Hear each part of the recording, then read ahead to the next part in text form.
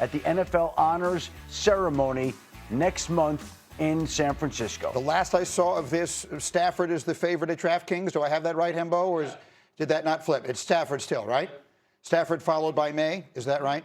Yeah. So Stafford followed by Maye. And those two seem to have separated themselves. And those are the two favorites to meet in the Super Bowl right now. Yeah. Both are favorite right now. Well, actually, the Rams are underdogs in Seattle. The Rams are a slim underdog. And the Broncos are a heavy underdog at home based on the injury to the quarterback. So right now, if you had an MVP vote, it would go to? It's tough. 51% to Drake Maye. 51-49 Maye. Last week it was Matt Stafford, so I change every week. So let the record show this, of course, is a regular season. I don't have a vote. I know that you know this. Very clear. But for anyone, in case they're wondering, these votes have long since been cast. Yes. This is a regular season award. The voting is done at the end of the regular season. So at that point, who would you have said? Matthew Stafford. Stafford, you think, is the MVP of the league? Don't even ask Dan, by the way. Yeah, I mean, but I assume you think it's Stafford. It's not. It's nothing wrong with it. I mean, that's your guy and whatever. I voted for Josh. He's a perfectly legitimate. You voted for Josh Allen? Hold on, breaking news. I just figured, why not turn it a little bit more? Yeah. He also took himself out of contention to be the head coach of the Bills a second ago, if you were listening, about not hiring the quarterback's friends. That's breaking news, is it not? Dan Orlovsky out as the head coach. Will is not here. Let's leave those comments. Right. Also breaking news, Dan is not getting the offensive coordinator job with the Lions. There you go.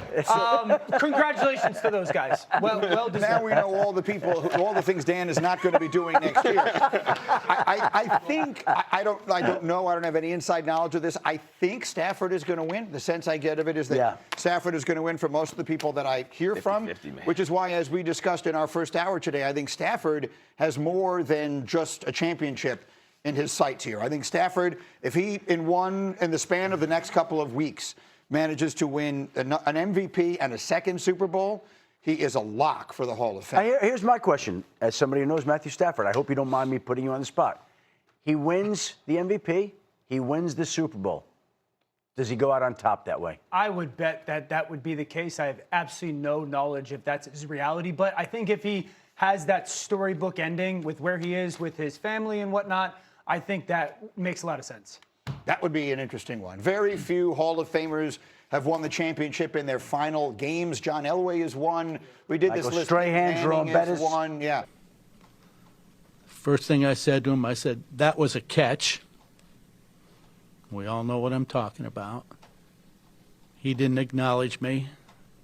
He just sat there sobbing. He was listless. He had given everything he had to try to win that game. And looking around, so did all the other players on the team. I saw the pain in Josh's face at his presser, and I felt his pain. I know we can do better, and I know we will get better. Harry, you mentioned that you thought it was a catch and told Josh it was a catch. Why would you fire a coach based on a bad officiating decision? I did not fire a coach based on a bad officiating decision. If I can take you into that locker room, I felt like we hit the proverbial playoff wall year after year. So look, Terry Pegula is a brilliant man, obviously, right? He is a self-made billionaire, but that was somewhat startlingly poorly handled, I think, in the eyes of practically everyone. Schefter, what was your reaction to what we saw yesterday, and what reaction did you hear from people across the league? We obviously don't hear from Terry Pegula very often. This is a very rare instance. And I think it's situations like this that you're reminded why you don't hear from people like this very often, because they're not used to that setting. They say more than they should. They run over people that they shouldn't. This, as we talked about in the first hour, should have been a very simple statement. We hit the proverbial playoff wall, and we are making changes to try to get over that wall. Put that in your mind and just keep saying that over and over and over again. And instead, he goes into all these other explanations that are damaging to coaches, front office members, players. It's too much. And he's not used to being in that situation. That's not his strength. He's a brilliant, successful billionaire. But that doesn't mean that he is going to be short and succinct in the messaging that he should be delivering about his team. Yeah, and the whole idea of taking us inside the locker room, and you guys were players. Only Sal Paolantonio can say, let me take you inside the locker room, Right. not Terry Pegula. That's right. That did not, from what I can sense, that has not sat well with almost any former player I've heard from. Absolutely not, because that's not your place to take anybody in the locker room, to justify the decisions that you're making, and even the reasoning that you're giving, because Josh Allen didn't acknowledge you.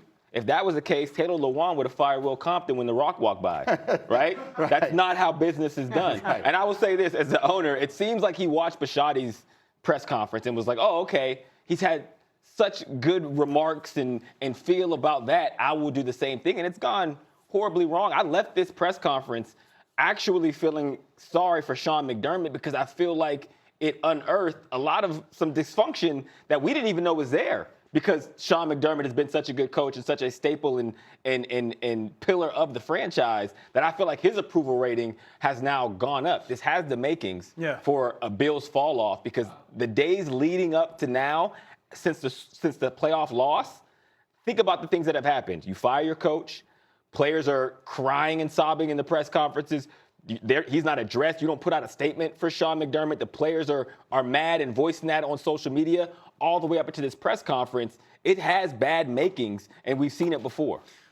I love his honesty in a lot of what he says. I love, because this is a unique team and organization that has legit, we can win the Super Bowl aspirations on an annual basis. There's 32 teams in the league.